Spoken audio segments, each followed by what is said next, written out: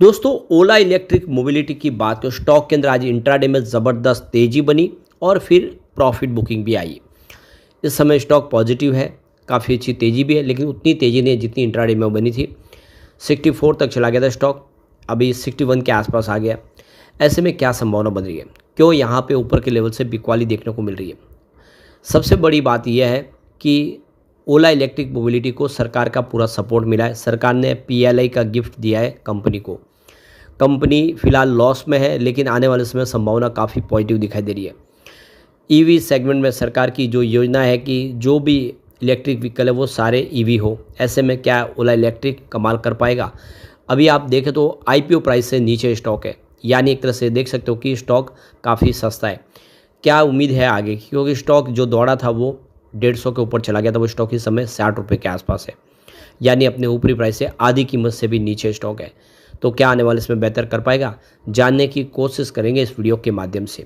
लेकिन फ्रेंड्स, उससे पहले अगर आप पहली बार हमारे चैनल पे आए तो चैनल को सब्सक्राइब कर दीजिए, एक बेल आइकॉन दबा दीजिए ताकि जब भी नया वीडियो बने पहला नोटिफिकेशन आपको मिले। वीडियो पसंद आए तो लाइक से ज़रूर कीजिए।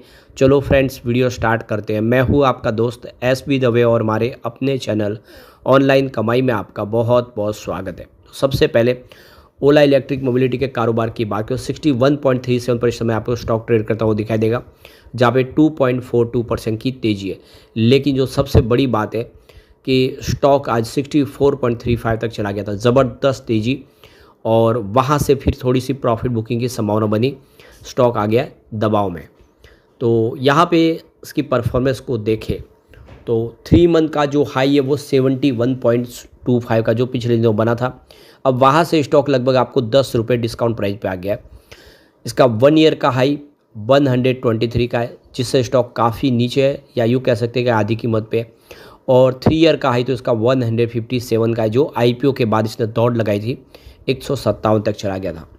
अब 3 मंथ का लो देखें तो इसका 39.60 का है, और ये इसका 1 ईयर और 3 ईयर का भी लो है, यानी इसने जो ऑल टाइम लो बनाया था वो 39.40 का था। अब उस लेवल से देखो स्टॉक कम से कम 20 रुपये ऊपर आपको ट्रेड करता हुआ दिखाई देगा, यानी निचले लेवल से इसने प्रदर्शन बेहतर किया है। अब यहाँ पे पिछले एक सप्ताह में 1.63% की यहाँ पे दौड़ लगाई स्टॉक ने, जबकि पिछले एक महीने में यहाँ पे 58.24% की तेज़ी बनी है। पिछले 3 महीनों की बात करें यहाँ पे 28.88% की इसने तेज़ी बताई है, जबकि पिछले 6 महीनों में 17.92% की तेज़ी बनी है। लेकिन पिछले 9 महीनों में 31.17% की गिरावट हुई है। तो पिछले 6 महीनों से इसने बेहतर प्रदर्शन करना शुरू कर दिया है। तो देख सकते हो कि बेंगलोर बेस्ड फर्म है ओला इलेक्ट्रिक मोबिलिटी, जिसको जनरेशन 3 स्कूटर के लिए सरकार ने पीएलआई स्कीम के लिए चुन लिया है, जिससे एक पॉजिटिव माहौल बनाए। तो पिछले 2 ट्रेडिंग सेशन में भारी गिरावट के बाद स्टॉक ने फिर से एक बाउंस बैक तो आज दिया है।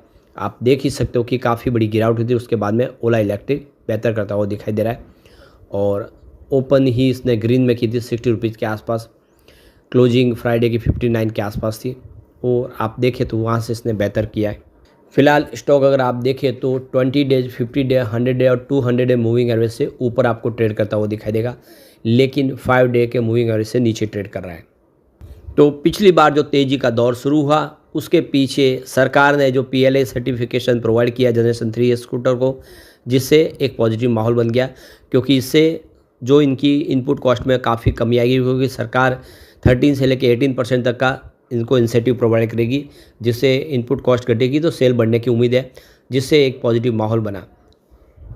तो ये जो सर्टिफिकेट ग्रांटेड किया गया automotive research association of India की तरफ से, जिसमें इनके जो ऑल 7 मॉडल है, S1 जनरेशन 3 स्कूटर और ओला इलेक्ट्रिक जनरेशन 2, उन सब के ऊपर पीएलआई स्कीम का फ़ायदा मिलेगा।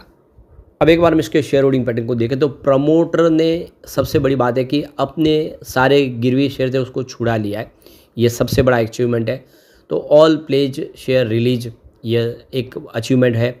तो आप देखें तो इससे एक बात इस तरह से समझ में आएगी, प्रमोटर अपनी कंपनी में पकड़ मजबूत कर रहे हैं, अपने गिरवी शेयरों को छुड़ा लिया गया। प्रमोटर की होल्डिंग लेकिन यहाँ पे अनचेंज है, जो 36.78% के आसपास है। दूसरी बात यह है कि एफआई और एपीआई ने अपनी होल्डिंग को इंक्रीज़ किया ज़बरदस्त। जून क्वार्टर में 2.89% की होल्डिंग थी, जिसको बढ़ा के 4.47% कर लिया है। यहाँ पे एफआई और एपीआई की संख्या में भी वृद्धि हो गई है, पहले 99 थे, अब जून क्वार्टर में वो 105 हो चुके हैं। लेकिन म्यूचुअल फंड ने अपनी होल्डिंग को डिक्रीज किया है। 2.61% की होल्डिंग थी मार्च क्वार्टर में, जो जून क्वार्टर में घट के 2.56% आई है। लेकिन अच्छी बात यह है कि म्यूचुअल फंड की संख्या बढ़ चुकी है। पहले 18 म्यूचुअल फंड थे जो इसमें इन्वेस्टमेंट करते थे, अब वो म्यूचुअल फंड 20 हो चुके हैं, यानी म्यूचुअल फंड का भरोसा भी यहाँ पे बना हुआ है।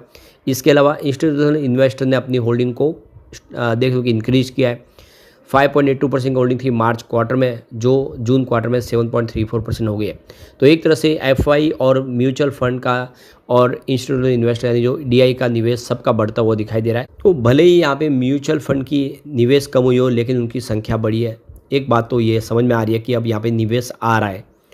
अब यहाँ पे कुछ बड़े फंड हाउस जो म्यूचुअल फंड जिनका निवेश 1% से ऊपर है, जिनका नाम यहाँ पे शेयर होल्डिंग पैटर्न में शो हो रहा है, तो म्यूचुअल फंड टोटल 2.56% की होल्डिंग, उनकी संख्या 20 है, लेकिन इसमें Mirae asset large and mid cap ने 1.28% का निवेश किया और इसलिए इनका नाम यहाँ पे शेयर होल्डिंग पैटर्न में आ रहा है। इसके अलावा फॉरेन पोर्टफोलियो इन्वेस्टर कैटेगरी 1 में 3.97% की होल्डिंग है, उनकी संख्या 67 है।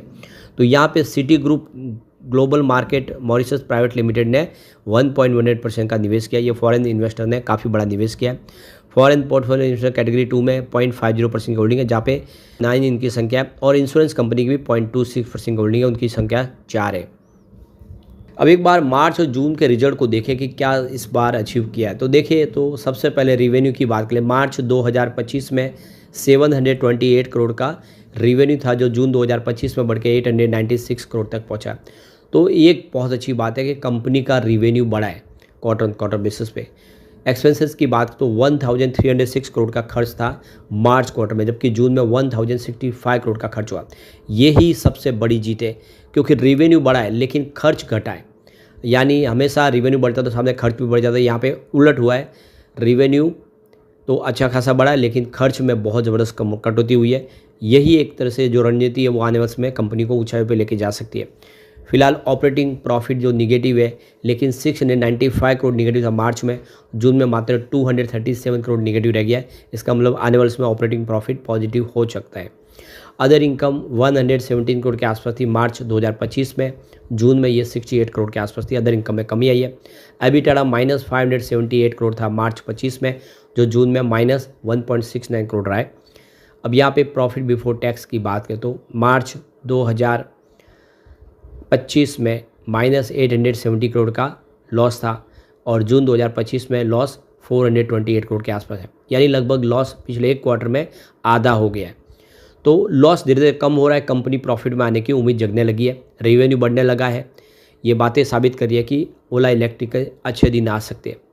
टोटल एसेट में वृद्धि हुई है। मार्च 2024 में 7,735 करोड़ के आसपास था, जो मार्च 25 में 11,075 करोड़ तक पहुंचा।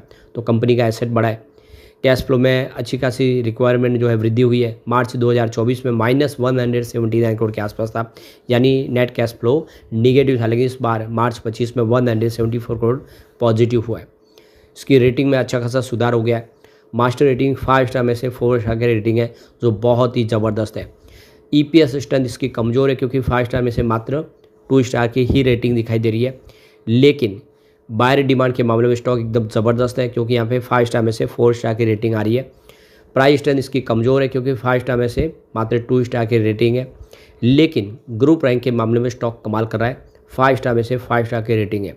ओवरऑल देखें तो ओला इलेक्ट्रिक मोबिलिटी की रेटिंग बहुत अच्छी है, जो इशारा करे कि आने वाले समय ओला इलेक्ट्रिक बेहतर कर सकता है। लेकिन फ्रेंड्स, कोई भी इन्वेस्टमेंट करने से पहले अपने फाइनेंशियल एडवाइजर से एडवाइस ले ले, या अपना खुद का रिसर्च करें, क्योंकि मैंने वीडियो आपके एजुकेशनल पर्पज़ के लिए ही बनाया। वीडियो पसंद आए तो लाइक से जरूर कीजिए और चैनल को सब्सक्राइब कर दीजिए। Thank you friends.